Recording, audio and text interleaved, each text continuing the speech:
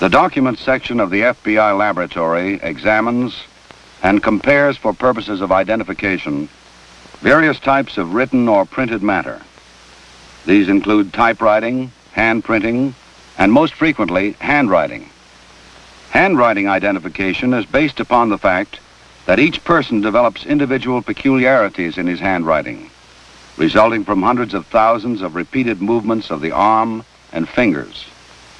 Once the adult has developed a handwriting system, he finds it difficult or impossible to make changes in these reflexive actions. The courts agree with the statement that you see written here and will accept expert testimony on handwriting identification. Identification depends, however, on sufficient samples for detailed comparison. Then the expert document examiner can isolate such personal characteristics as beginning strokes, connecting strokes, letter formation, and relative heights of letters. When these and other characteristics recur with sufficient consistency and frequency, the expert examiner can make positive identification between a known and a questioned document. The documents section of the FBI laboratory maintains and uses the National Fraudulent Check File to aid local law enforcement agencies in bogus check cases. The file contains perhaps the world's largest collection of bogus checks and of signatures used by professional check passers. Trained technicians search the file for similarities with checks submitted for investigation by local law enforcement agencies.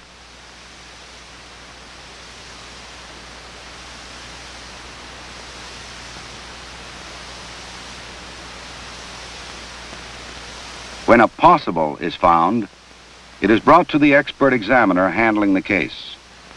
If his examination confirms the signature similarities, he requests the case file on the known check passer, which may provide further samples for comparison.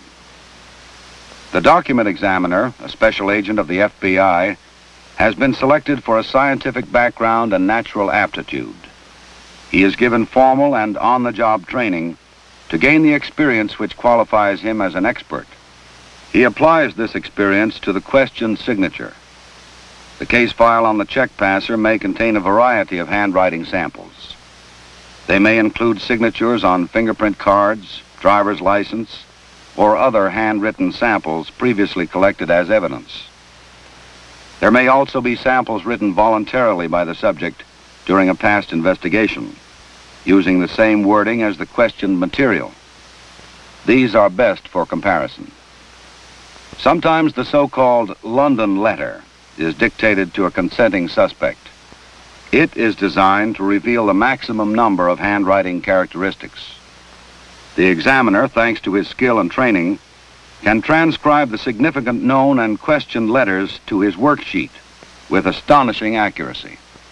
Now he is ready to indicate similarities or differences in letter formation.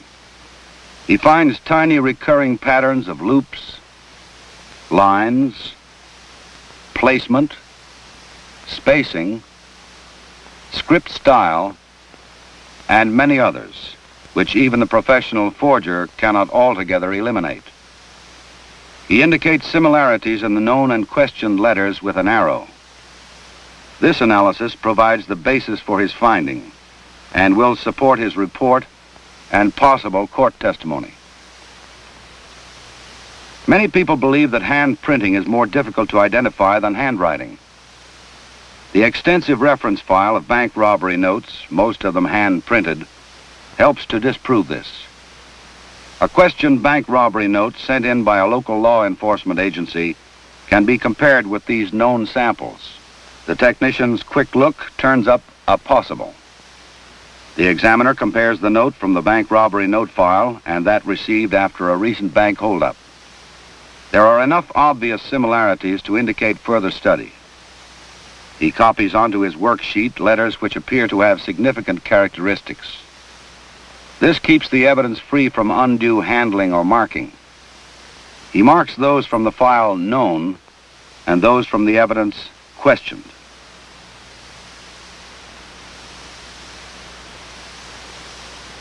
As in handwriting examinations, he looks for matching and recurring characteristics.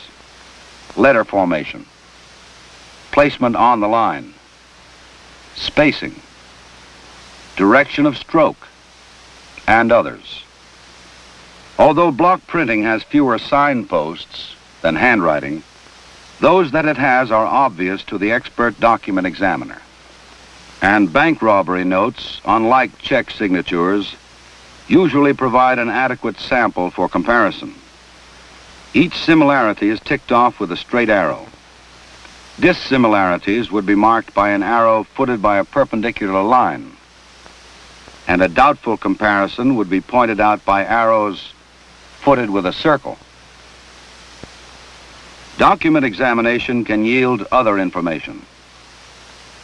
Heavy-handed block printing, so often found on bank robbery notes, can leave an indent of the undersheet of the pad. In this case, the police were thorough in their search of the suspect's room and meticulous in the preservation of evidence found there. The examiner will have a specially lighted photograph made to back up his report on the content of the indentations. The examiner must be trained in other skills than the comparison evaluation of written instruments. He must be able to identify and date inks and papers using the standards of the FBI laboratory or the instrumental and chemical analytic equipment also available there. The notepad yields yet more evidence. The examiner confirms that the torn edge of the bank robbery note matches the torn edge remaining on the carefully preserved notepad. This too will be photographed and included in the examiner's report. Thus, his final report to the requesting law enforcement agency reflects his skill and experience in comparing hand printing, plus his knowledge and use of many other laboratory facilities and techniques. And he is available to testify as an expert witness at no cost to the requesting agency. This commercial office is visited by a police detective. He is there to look for evidence to be used in another important function of document work, typewriter examination. To try and identify the writer of an extortion note, the detective uses a typewriter which has been readily available to one of the suspects in the case. He copies the extortion note exactly to give the FBI document examiner the maximum opportunity for detailed comparisons. After dating and initialing the sample, he will send it to the FBI laboratory along with the extortion note itself. Both the known and questioned extortion note have been received at the documents section of the FBI laboratory. The examiner's first step is to refer to the typewriter standards file to confirm make, model, and style of type for both notes. The comprehensive typewriter standards file often contains additional information: the date when a given type style was first introduced, both current and obsolete models using this style, with dates, and any modification which will affect the appearance of the typing, along with dates. It is easily seen that every typewriter develops its own characteristics through use and abuse. After he has noted all the pertinent data from the typewriter standards file, the examiner starts his comparison of the actual extortion note, marked questioned, and the copy typed by the detective on the typewriter available to the suspect marked known.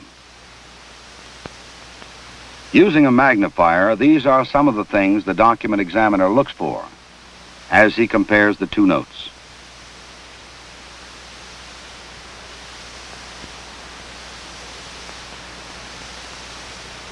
The T of the questioned note repeatedly prints above the line. This is not so in the known copy, and he marks it dissimilar.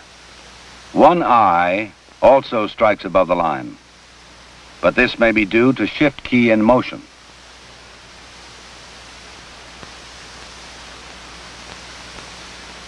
The upper left-hand serif of one U is broken. On the other note, this character shows no damage. He marks the dissimilarity. He continues his comparison letter by questioned letter. The dissimilarities mount up. When the job is done, it is quite evident that the questioned extortion note was not typed on the machine available to the suspect.